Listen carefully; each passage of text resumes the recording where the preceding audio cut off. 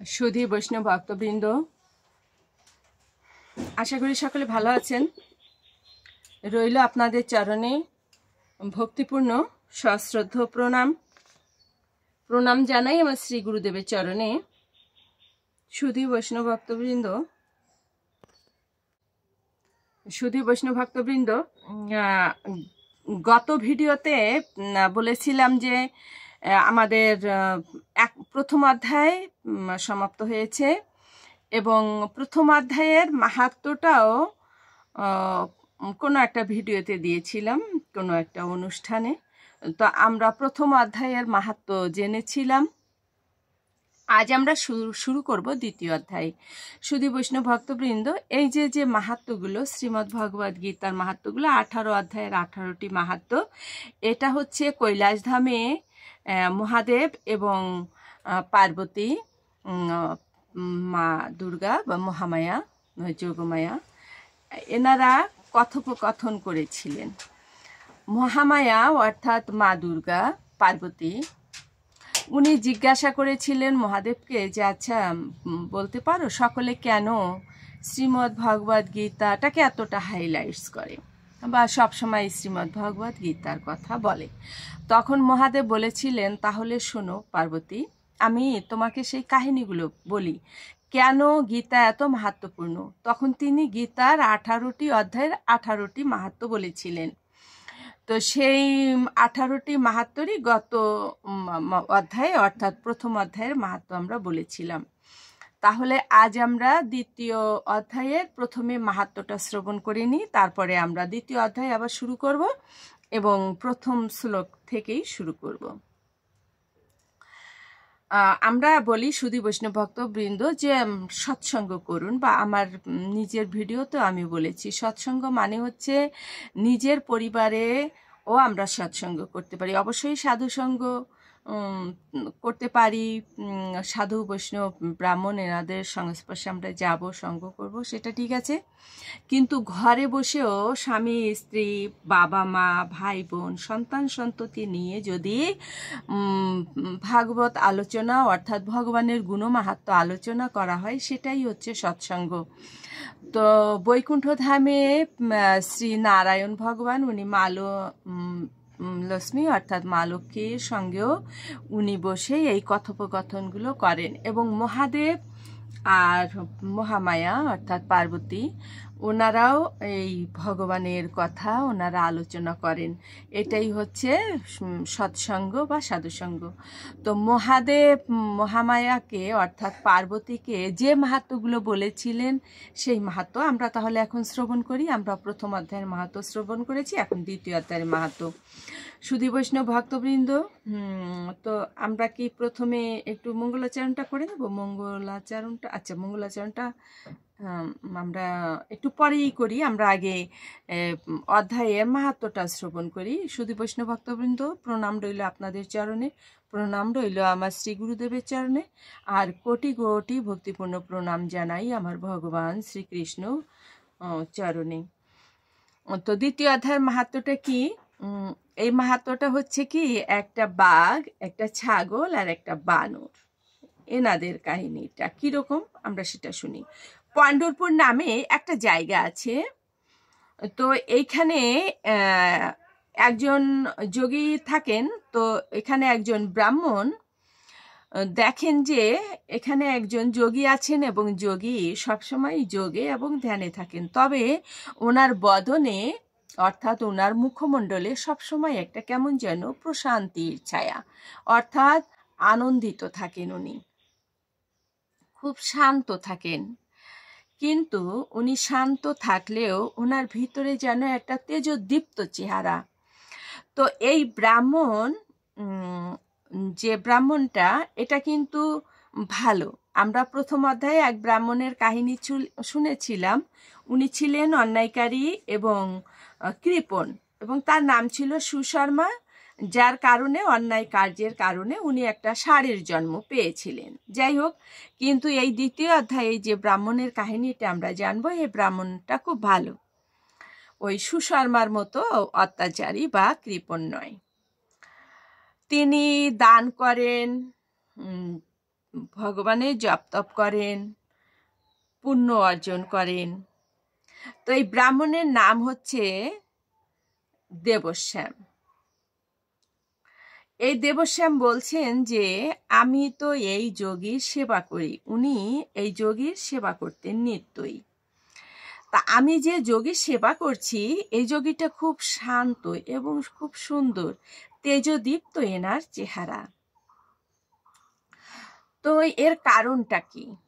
উনি একদিন এই যোগীকে প্রশ্ন করলেন, মানে এই দেবশ্যাম বলছেন, আচ্ছা আপনি আমার অপরাধ নেবেন না, আমি আপনার কাছে আমি কিছু জানতে চাই। সেটা হলো কি যে আপনি কোন পুণ্য বলে আপনার এই তেজদীপ্ত চেহারা, এবং আপনি সবসময় শান্ত এবং একটা প্রশান্তির ভিতরে থাকেন, আনন্দিত ভাবে থাকেন, এর কারণটা কি? তখন ওই যোগী বললেন যে তুমি যদি একথা জানতে চাও তাহলে তুমি মিত্রবানের কাছে যাও। সৌপুরে মিত্রবান থাকে, তুমি সেখানে যাও, ওই মিত্রবাণী তোমাকে এই প্রশ্নের উত্তরটা সুন্দরভাবে দিতে পারবে। তখন দেবশ্যাম খুঁজে খুঁজে এবং সেই মানে লোকেশন অনুযায়ী উনি কি করলেন, পেয়ে গেলেন। এক সময় দেখছেন কি যে একটা জায়গা, সেই জায়গাটা অনেক ছাগল, এবং এই ছাগলগুলো পালন করেন হচ্ছেন একজন। তো উনি ওখানে যে প্রণাম জানালেন এবং বললেন, যদি আমার ভুল না হয় তাহলে আপনি কি সেই মিত্রবান? তো বলছেন যে হ্যাঁ, আমি সেই মিত্রবান। তো আরো লক্ষ্য করছেন ওই দেবশ্যাম যে এখানে ছাগল আছে বটে, কিন্তু তার পাশাপাশি অনেক হিংস্র জীবও আছে, যেমন সিংহ, বাঘ, কুকুর, সর্প, হরিণ, বানর। এরা কেমন সুন্দর একে অপরের সঙ্গে মিলেমিশে আছে। কেউ কারো প্রতি হিংস্রতা প্রকাশ করছে না, বা যারা দুর্বল প্রাণী তারাও ভীত নয়। তখন এই মিত্রবানকে প্রশ্ন করছেন দেবশর্মা যে এর কারণটা কি? এখানে এত ছাগল আছে, আবার এর সঙ্গে দেখতে পাচ্ছি সিংহ, কুকুর, সর্প ইত্যাদি ইত্যাদি। তখন মিত্রবান বলছেন, অনেকদিন আগে এখানে ব্রাহ্মণ একজন বাস করতেন, তার নাম ছিল সুকর্মা। তো সেই সুকর্মা উনি শিবলিঙ্গের পুজো করতেন। তো শিবলিঙ্গের পুজো করতেন। এই শিবলিঙ্গের পুজো দেখে একজন ব্রাহ্মণ খুব খুশি হলেন। ভক্ত তিনি মহাদেবের।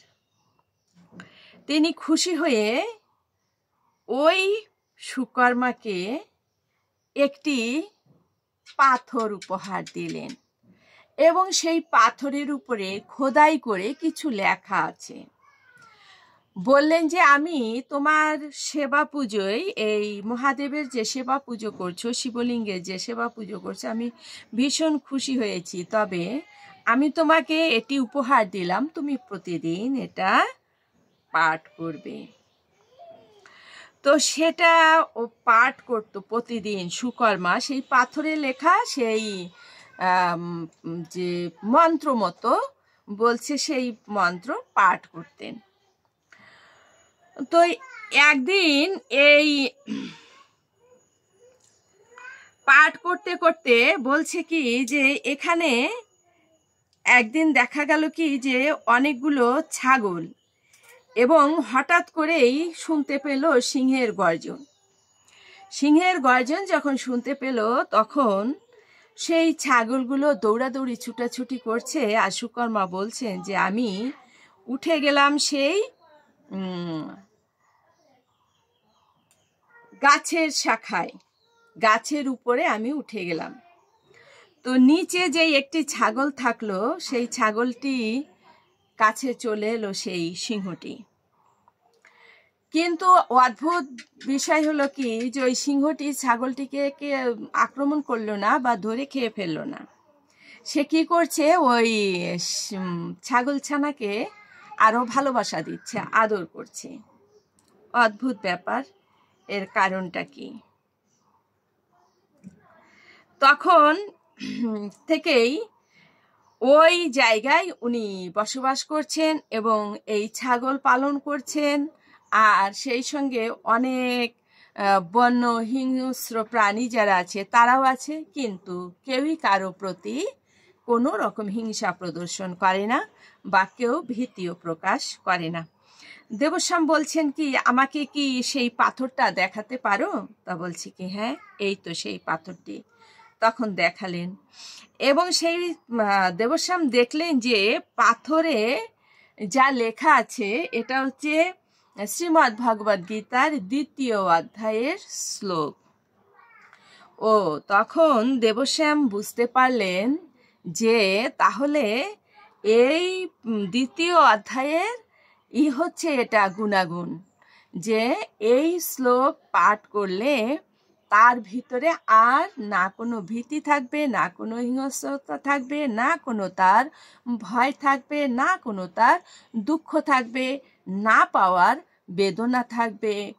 এই কারণেই যিনি, অর্থাৎ সেই প্রথম যে আমরা ব্রাহ্মণের নাম শুনলাম, যে তিনি মানে ব্রাহ্মণ দেখেছিলেন দেবশর্মা, যে যোগীকে, উনি খুব শান্ত এবং তেজদীপ্ত চেহারা, তার কারণ হচ্ছে শ্রীমদ্ ভগবদ গীতার সেই 2য় অধ্যায় পাঠ করার জন্য। দেবশ্যাম তখন মনে মনে চিন্তা করলেন, এই যে 2য় অধ্যায়ের মাহাত্ম্য এটা জানতাম না, তাহলে এখন থেকে প্রতিদিন নিয়ম অনুসারে আমি শ্রীমদ্ ভগবদ গীতার 2য় অধ্যায় পাঠ করব। তো একসময় পাঠ করতে করতে দেখা গেল কি, যে অন্তিম সময়ে দেবশ্যাম সেই বৈকুণ্ঠ ধাম থেকে রথ এসে দেবশ্যামকে বৈকুণ্ঠ ধামে নিয়ে গেলেন এবং সেই যোগী এবং মিত্রবান এবং সেখানে যেসব হিংস্র প্রাণী বা দুর্বল প্রাণী যারাই ছিল সকলেই বৈকুণ্ঠ ধাম প্রাপ্ত হলো, সেই জড়জাগতিক দেহ ত্যাগ করে। সুধী বৈষ্ণব ভক্তবৃন্দ, এই হচ্ছে 2য় অধ্যায়ের মাহাত্ম্য। তাহলে আসুন আমরা এবার 2য় অধ্যায়টা শুরু করি। আমরা প্রতিদিন ধারাবাহিক অনুযায়ী এমনিভাবে 2য় অধ্যায়ের একটি একটি করে শ্লোক আমরা শ্রবণ করব। সুধী বৈষ্ণব ভক্তবৃন্দ, সময়টা বেশ হয়েছে, তো আর বেশি সময় নেব না, শুধুমাত্র একটি শ্লোক পাঠ করার পরেই বিশ্রামে চলে যাব। তো আমরা মঙ্গলাচরণ কি শুধু শ্রী গুরুদেবকে স্মরণ করি, ভগবানকে স্মরণ করি, করে আমরা শুরু করি গীতার 2য় অধ্যায় সাংখ্যযোগ। ওম শ্রী পরমাত্মনে নমঃ। ওম শ্রীমদ্ ভগবতে শ্রীগীতায় নমঃ।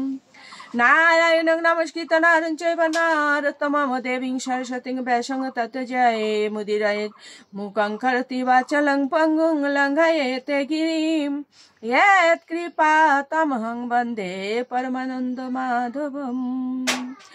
ओम नमो भगवते वासुदेवाय। ओम नमो भगवते वासुदेवाय। श्रीमद् भगवते श्रीगीताय नमो। শ্রীমদ্ ভগবদ গীতা 2য় অধ্যায় সাংখ্যযোগ। সঞ্জয় উবাচ, অর্থাৎ এই শ্লোকটি সঞ্জয় বলছেন। তাম তথা কৃপয়া আবিসৃতম অশ্রুপূর্ণ আকুল ঈক্ষণম বিসিদন্তম ইদম বাক্যম উবাচ মধুসূদনঃ। সঞ্জয় বললেন, অনুবাদটা, সঞ্জয় বললেন, অর্জুনকে এভাবে অনুতপ্ত, ব্যাকুল ও অশ্রুসিক্ত দেখে কৃপায় আবিষ্ট হয়ে মধুসূদন বা শ্রীকৃষ্ণ এই কথাগুলি বললেন। কি কথা বলেছিলেন সেটা আমরা পরবর্তী শ্লোকে শ্রবণ করব। জাগতিক করুণা তাৎপর্য। জাগতিক করুণা, শোক ও চোখের জল হচ্ছে প্রকৃত সত্তার অজ্ঞানতার বহিঃপ্রকাশ। শাশ্বত আত্মার জন্য করুণার অনুভব হচ্ছে আত্ম উপলব্ধি। এই শ্লোকে মধুসূদন শব্দটি তাৎপর্যপূর্ণ। শ্রীকৃষ্ণ মধু নামক দৈত্যকে হত্যা করেছিলেন এবং এখানে অর্জুন চাইছেন অজ্ঞতারূপ যে দৈত্য তাকে তার কর্তব্য কর্ম থেকে বিরত রেখেছে তাকে ভগবান শ্রীকৃষ্ণ হত্যা করুন। সুধী বৈষ্ণব ভক্তবৃন্দ, এটাই আমাদের ভিতরে যে কাম, ক্রোধ, লোভ, মোহ, মদ, মাৎসর্য বাস করছে, এরা হচ্ছে অসুর সমতুল্য। তো আমরা প্রতিনিয়ত যদি ভগবান শ্রীকৃষ্ণকে স্মরণ করি, প্রণাম করি, জপ তপ করি, শ্রীমদ্ ভগবদ গীতা হচ্ছে মুক্তি সনদ। আপনি মুক্তি পেতে হলে, মোক্ষ লাভ করতে হলে গীতা ছাড়া কোনো উপায় নেই। তো অবশ্যই সেই শ্রীমদ্ ভগবদ গীতা পাঠ করলে, শ্রী ভগবানকে স্মরণ করলে আমাদের ভিতরে যে অসুর বাস করছে সেটা নাশ হবে এবং নিঃসন্দেহে আমরা হয়তো কোনোদিন, হয়তো না, নিঃসন্দেহে আমরা শুদ্ধ ভক্তে পরিণত হতে পারবো। শুধু বৈষ্ণব ভক্তবৃন্দ, এই পর্যন্তই। আসুন আমরা মাহাত্ম্যটা শ্রবণ করে বিশ্রামে নেব। ওম শ্রী পরমাত্মনে নমঃ। ওম শ্রীমদ্ ভগবতে শ্রীগীতায় নমঃ। গঙ্গা গীতা চ সাবিত্রী সীতা সত্তা পতিব্রতা ব্রহ্মাবলীর ব্রহ্মবিদ্যা ত্রিসন্ধ্যা মুক্তি গেহিনী অর্ধমাত্রা চিতানন্দা ভবগ্নি ভ্রান্তি নাশিনী বেদত্রয়ী পরানন্দা তত্ত্বার্থ জ্ঞান মঞ্জুরি। ওম তৎসৎ। ওম নমো ভগবতে বাসুদেবায়। নমো ভগবতে বাসুদেবায়। নমো ভগবতে বাসুদেবায়। শ্রীমদ্ ভগবতে শ্রীগীতায় নমঃ। শ্রীগীতায় নমঃ। শ্রীগীতায় নমঃ।